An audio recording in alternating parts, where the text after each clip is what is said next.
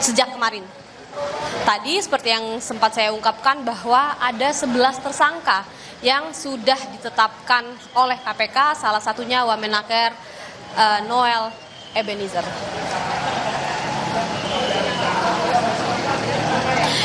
Ya, Cindy, tadi saya juga sempat menyinggung bahwa memang hari ini KPK cukup sibuk, bahwa tidak hanya kasus dugaan korupsi ataupun dugaan pemerasan di Menaker, namun juga kasus yang saat ini sedang berjalan di KPK.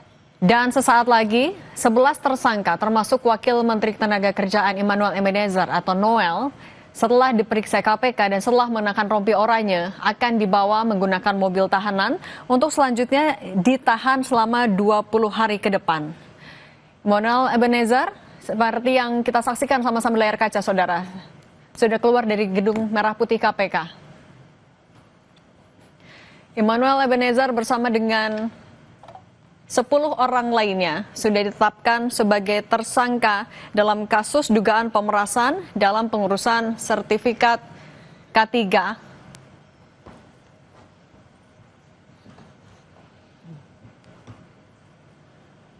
Oke, daftar dulu ya. Terima kasih kawan-kawan, saya ucapkan.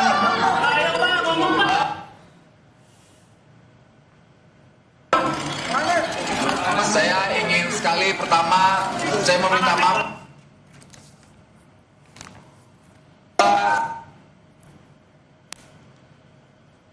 Juga saya minta maaf terhadap rakyat Indonesia dan kasih bahwa saya tidak di OTT. Pertama itu, kedua, kasus saya bukan kasus pemerasan, agar narasi di luar tidak menjadi narasi yang kotor yang memberatkan saya dan kawan-kawan yang bersama saya. Tidak ada sedikitpun kasus pemerasan, dan apa yang kami lakukan sangat mendukung sekali apa yang menjadi KPK.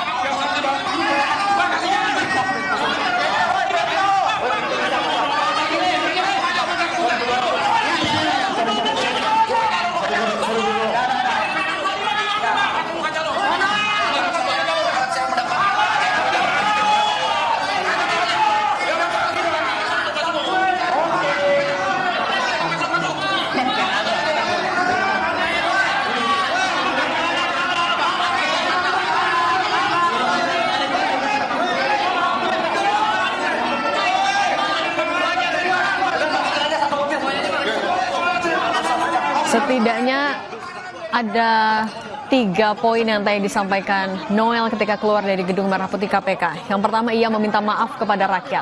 Yang kedua, ia membantah jika ia disebutkan masuk ke dalam daftar orang yang terjaring OTT. Ia bilang ia tidak di OTT. Dan yang ketiga, ia menegaskan kalau kasusnya bukan kasus pemerasan. Itu yang sempat ia sampaikan sebelum masuk ke dalam mobil tahanan untuk dibawa ke rumah tahanan atau rutan cabang KPK Gedung Merah Putih untuk ditahan selama 20 hari pertama. Terhitung sejak hari ini, 22 Agustus 2025 hingga 10 September 2025. Para tersangka dipersangkakan pasal 12 huruf E dan atau pasal 12B Undang-Undang tentang Pemberantasan Tindak Pidana Korupsi. Wamenaker Immanuel Ebenezer atau Noel diduga menerima 3 miliar rupiah pada Desember 2024. Dari 22 unit kendaraan bermotor baik itu roda 4 maupun roda 2 yang disita KPK menjadi alat bukti. Satu diantaranya yaitu satu unit kendaraan roda 2 yang diamankan disebut disita oleh KPK dari Immanuel Ebenezer.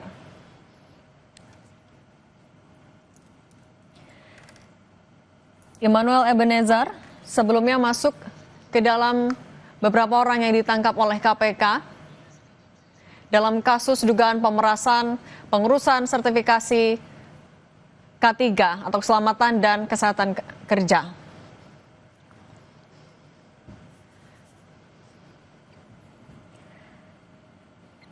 Total ada 22 unit kendaraan bermotor, baik itu roda 4 dan roda 2 yang sudah disita oleh KPK dan kemarin sempat ditunjukkan oleh KPK di area halaman Gedung Merah Putih KPK.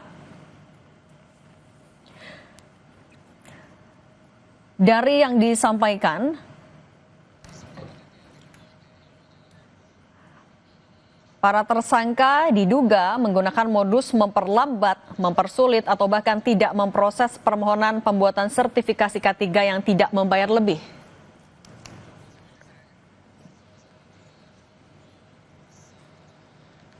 Usai jeda, Kompas Petang kembali dengan informasi salah satu penuding ijazah palsu Jokowi, Rismon Sianipar, memenuhi panggilan pemeriksaan penyidik Polda Metro Jaya sebagai saksi kasus ijazah Presiden ke-7 RI Joko Widodo.